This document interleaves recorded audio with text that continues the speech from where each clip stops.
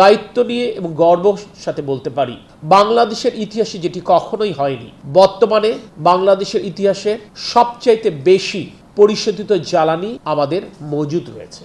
বিসমিল্লাহির রহমানির রহিম। উপস্থিত সাংবাদিক বন্ধুরা, আসসালামু আলাইকুম ওয়া রাহমাতুল্লাহ।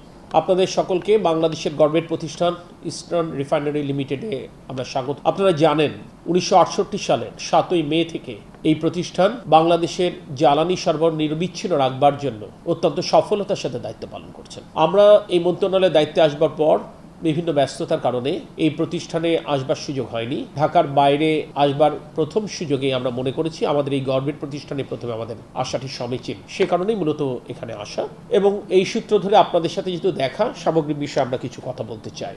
আপনারা ইতিমধ্যে বিভিন্ন মাধ্যমে জেনেছেন, যেটা আপনারা আপনাদের লেখার মাধ্যমেও পাঠকদেরকে অবহিত করেছেন, যে Eastern Refinery Limited on an average প্রায় 15 lakh metric ton crude oil refine করে এক বছরে। অর্থাৎ এই প্রতিষ্ঠানের র মেটেরিয়ালস বলতে যেটা বোঝানো হয় সেটি হচ্ছে ক্রুড অয়েল, যেটি মূলত দুটি সোর্স থেকে আসে। একটি হচ্ছে সৌদি আরব, যেখান থেকে আরাবিয়ান লাইট আসে, এবং আরেকটি হচ্ছে ইউএই, যেখান থেকে মারমান আসে। এটা প্রতিষ্ঠার পরের থেকে এই দুটোর সোর্স থেকেই মূলত আসে।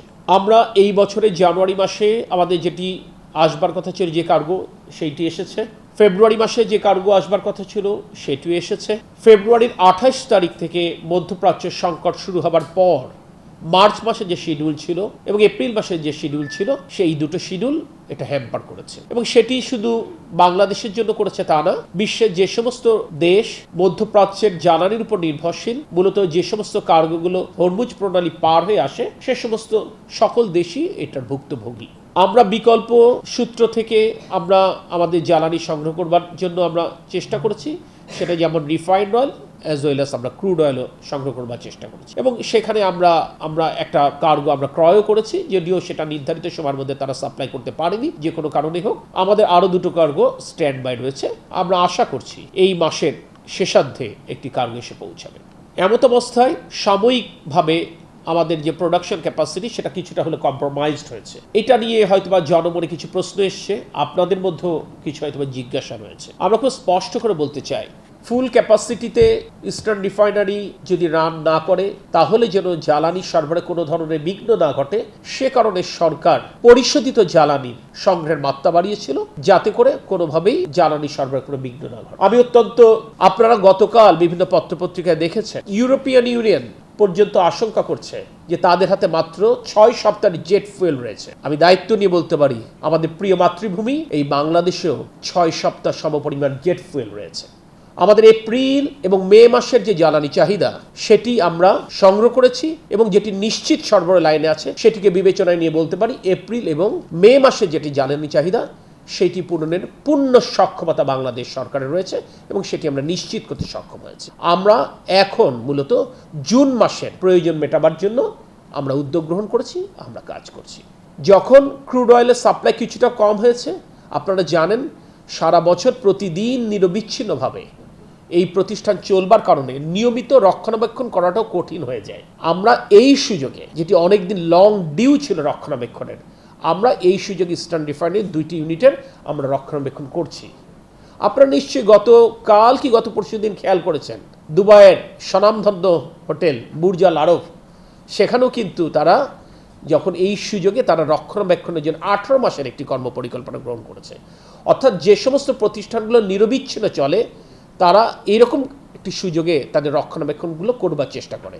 আমরা এই সুযোগে রক্ষণাবেক্ষণটা শেষ করে ফেলছি, যাতে করে এই মাসের শেষে যখন আবার ক্রুড অয়েল আসবে, আমরা যেন এটা ফুল ক্যাপাসিটিতে রান করতে পারি। আমি গণমাধ্যমের বন্ধুদেরকে বিনয়ের সাথে একটি কথা বলতে চাই, আপনারা মধ্যপ্রাচ্যের সংকট শুরু হবার পর থেকে অত্যন্ত দায়িত্বশীলতার সাথেই আপনারা আপনাদের দায়িত্ব পালন করছেন, এবং আমরা এটা আপনাদেরকে সাধুবাদ জানাই।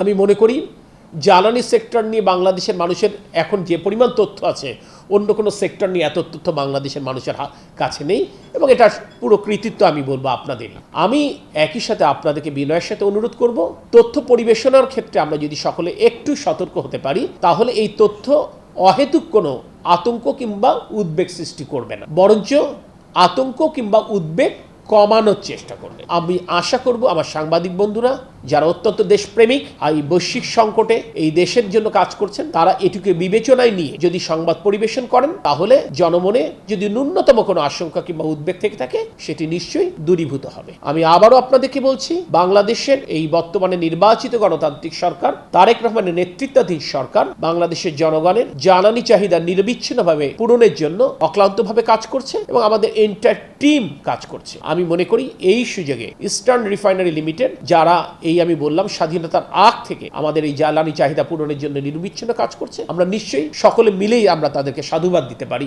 এবং আমরা তাদেরকে অভিনন্দন জানাতে পারি তাদের এই সাফল্যের জন্য। কারণ এই সাফল্য আসলে শুধু তাদের একার নয়, আমি মনে করি এই সাফল্য সমগ্র বাংলাদেশের।